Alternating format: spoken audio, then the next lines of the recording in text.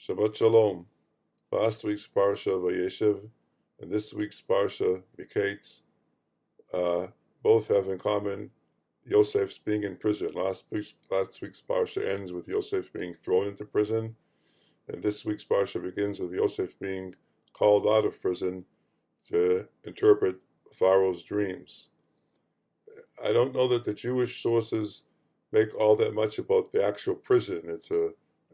It's not the physical complex of the prison is not an integral part of the story.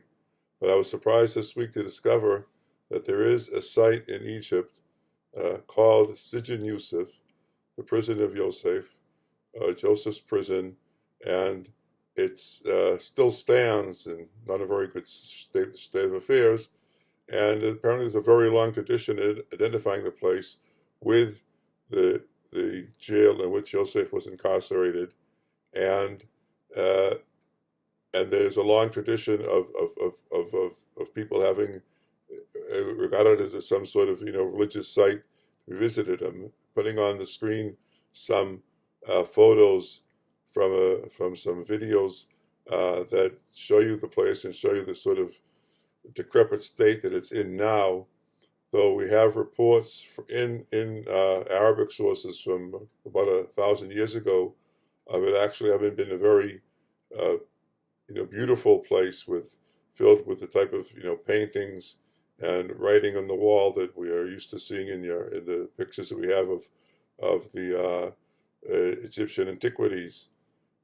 Apparently, there was a tradition to visit the site, and an Egyptian, an alchemist and mystic, whether Ibn Umayl, used to go there to get inspiration, and there was a tradition also to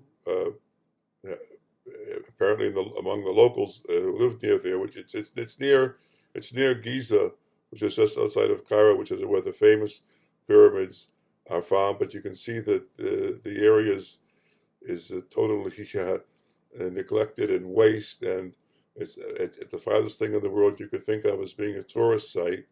And I don't really know if there's any way to get out there unless you can, find a guide and who we can trust to bring you to that particular structure, which is covered with that heavy cloth that they call in Israel present.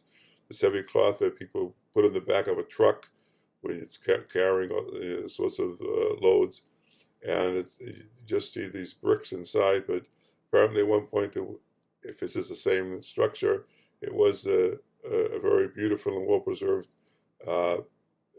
remains. And so this site has, no, as far as I know, was not known to any Jewish source that I'm aware of.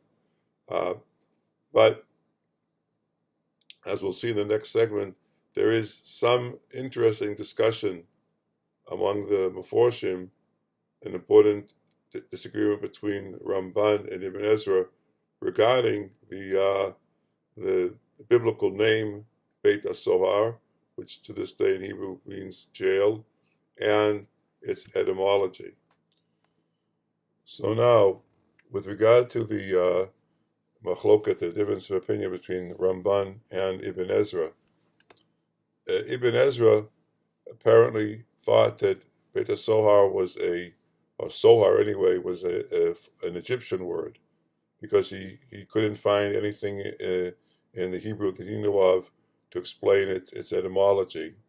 But in particular, because the giveaway for Ibn Ezra is that the Torah, when it first introduces Beit HaSohar, immediately gives a sort of definition, explanation. It says, Beit HaSohar, Makom asher asirei hamelech asurim sham. Beit HaSohar, the place where the king's prisoners are imprisoned.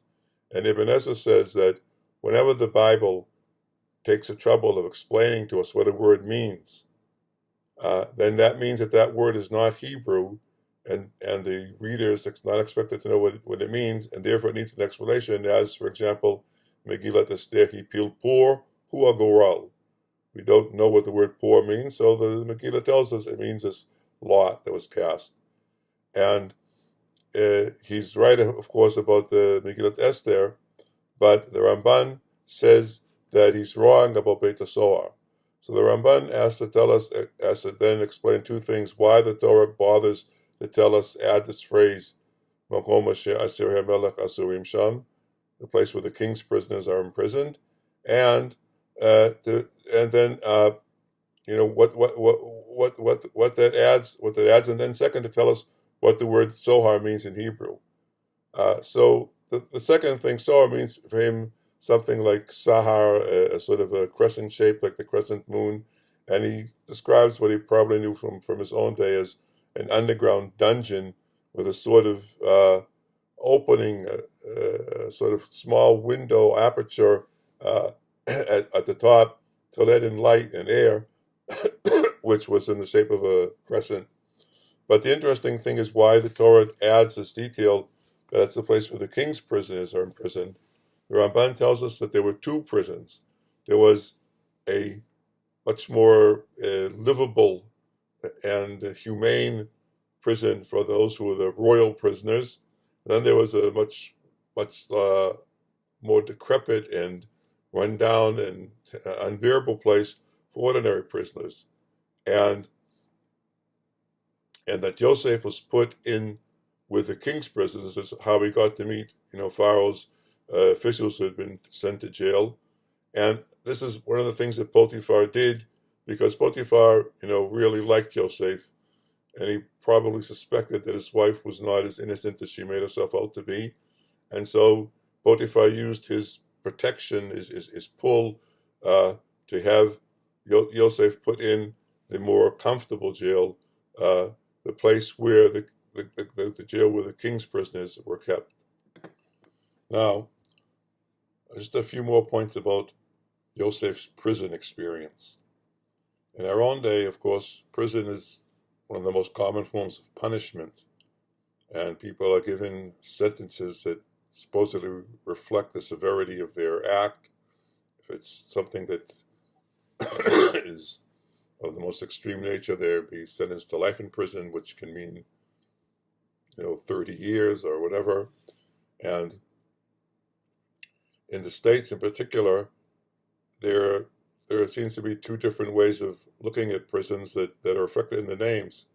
In some states, Massachusetts, where I come from, for example, they could be called houses of correction.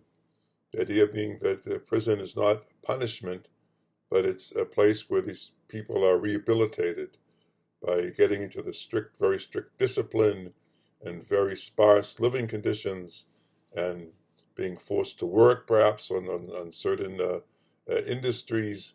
They will become self-disciplined, useful citizens who can then return to society. Whereas others, of course, look at it simply as a way of punishment. You just simply lose all your rights and almost your humanity if you can't find the inner strength to put up with it. Live in incredibly squalid conditions and with terrific restrictions for a certain period of time. This was not the way prison was viewed in the ancient medieval period. Prison was a place simply where people were held until whatever corporal or capital or financial punishment was meted out to them. And this is the case in Egypt, of course. The king's two officers were, the Sarah Mashkim and Sarah folk, were sent there just to await what Pharoah would decide to do with him. And we know what he decided to do with him. Yosef too was sent there. I don't know exactly why. I would guess that Potiphar wanted to just, get him out of the way to appease his wife until he could figure out what to do next. But it's interesting that in the Meforshim and the Midrashim we have reflections of these two views of imprisonment. I wouldn't call them prefigurations, but reflections. There is a view in the Midrash of prison as punishment, which midah keneged midah. Yosef spent 10 years in prison as punishment for the slander, the dibah that he said about each of his 10 brothers. A year in prison for each of the 10 brothers. And there's another midrash that says that Yosef stayed in prison for a few years after Sar Mashkim, the king's butler, was released as punishment for having put his faith in man, having asked the Sar Mashkim to remember him to Paro instead of putting his faith in God. The Meshech Chochmah, however, has something that's not quite rehabilitation, but it's interesting. The Meshech Chochmah talks about how Yosef, was under Hashgacha Yonah, a very high form of divine providence watching over him all the way. And this providence was helping Yosef get ready for his future task as the viceroy of Egypt.